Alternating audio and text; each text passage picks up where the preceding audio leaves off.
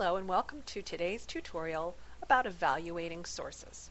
Since so much research now takes place on the internet, and so many students need help wading through the vast number of sources in cyberspace, much of today's lesson will focus on web sources. Let's get started. First, let's take a quick look at some of the similarities and differences between internet and print materials. One important fact to remember is that many print materials are now available online. E-books, online print newspaper, and magazine articles are still considered print materials because they are also available in print. It's just that you acquire the source online. So, what can be said about the internet? Anyone can publish a web page. No one checks to see if the information is true or false. There are certainly millions of places to look for information on the internet, and often the internet is much quicker than actually trying to find information in print. It's easier to narrow your focus on the internet, and the internet uses search engines to help you find information. So, what can be said about print sources? Remember that a book needs to be published by a publishing company.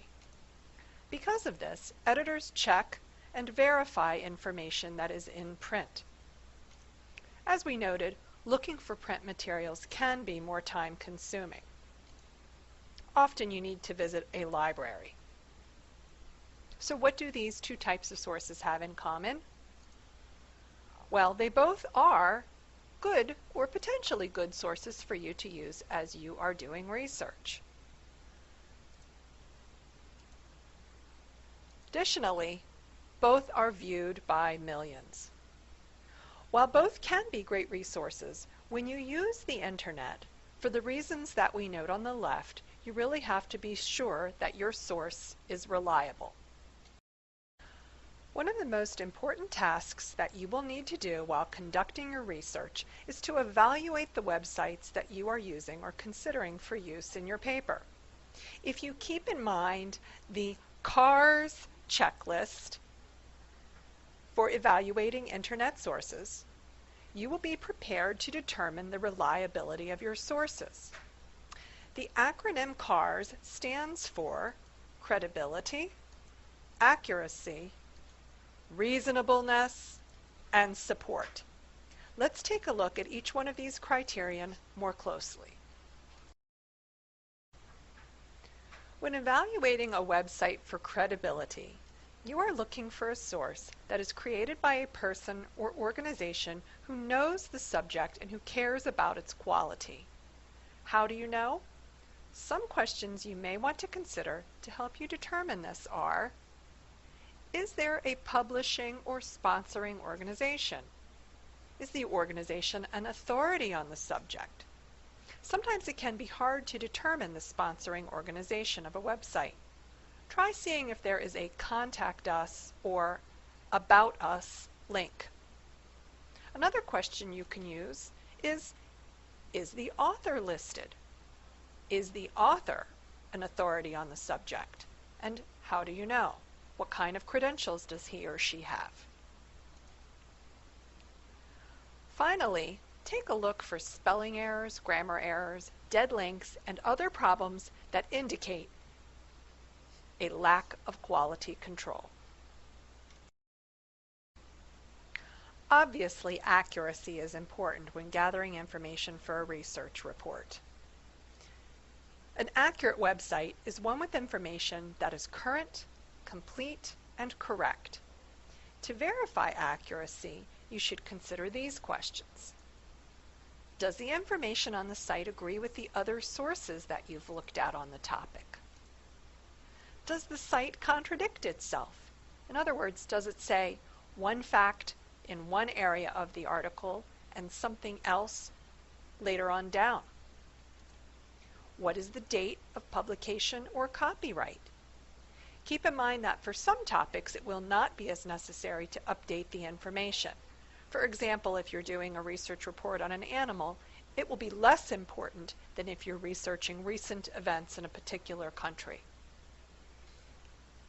Do check to see how recently the site has been updated though.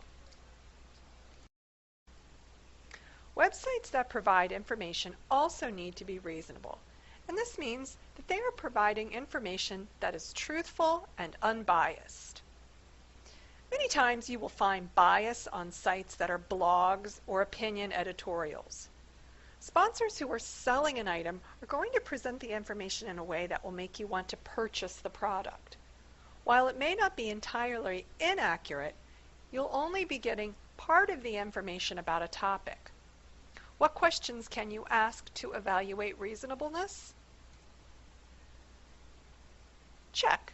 Does the author, host, publisher, or sponsor seem to have a bias towards one opinion on the topic?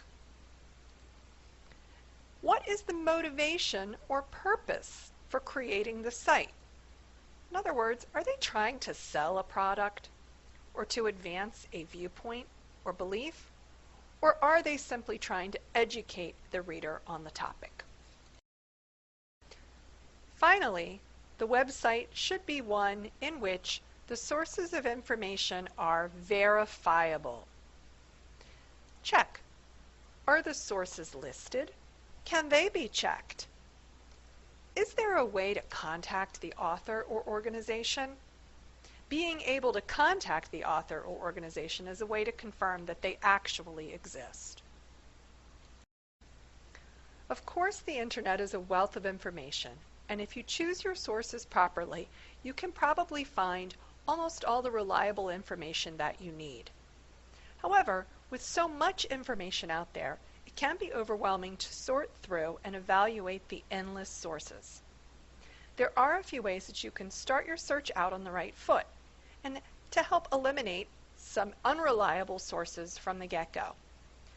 Generally, the first place we all start our research is by entering keywords into a search engine.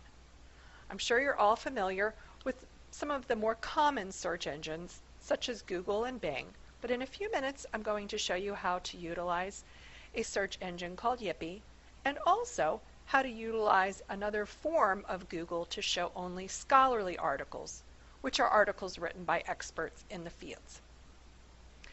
You can also search using specific databases to find information. Many public libraries and universities have searchable databases that can come in handy. Sometimes you may need a library card to access these. Online encyclopedias, such as Britannica and Encarta, are also great sources of reliable information. Another element for you to consider is the type of organization from which you are getting the information. In the past, .com indicated a commercial site and .org indicated a nonprofit site. But now, any organization can register their name using a .com or .org.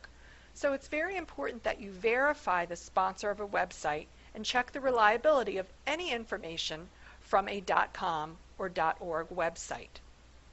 A .gov domain name can only be registered to a government site, and .edu for a post-secondary institution or organization. This makes most .gov and .edu sites reliable, though you should still verify the specific information you are gathering. When I mentioned online encyclopedias, you may have noticed that I did not mention Wikipedia, and that is because Wikipedia is a topic unto itself. There is much debate as to whether Wikipedia is a reliable resource. You may be surprised to know that Wikipedia can be used as a reliable resource.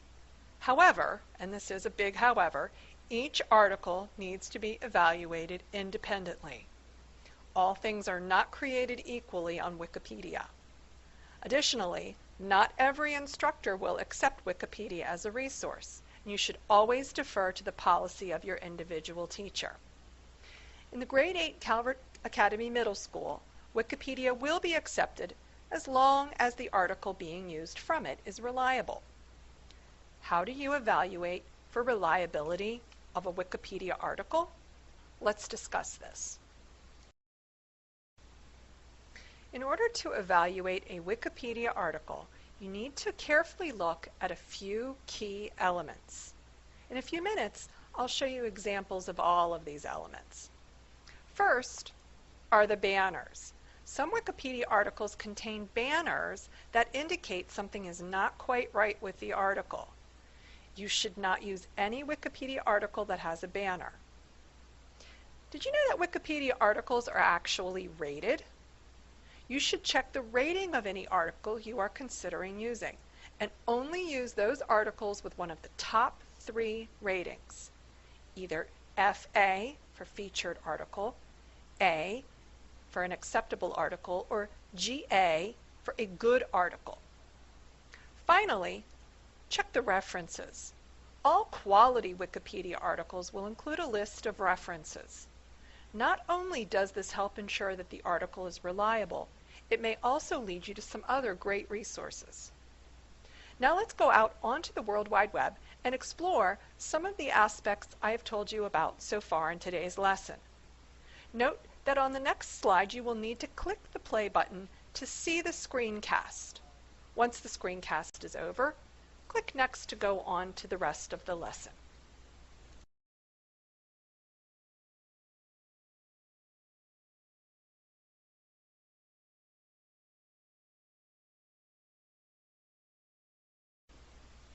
Here are a few final words for you to consider as you begin your research. First, as you are gathering information, take notes in your own words. This will help you avoid plagiarism. Additionally, complete source cards as you find the sources, as ultimately this will save you time. Additionally, if you are having a hard time finding information necessary to cite the source, it can alert you to issues with the reliability of the source. If you have questions about the reliability of any source, or about evaluating your sources in general, please feel free to contact your instructor.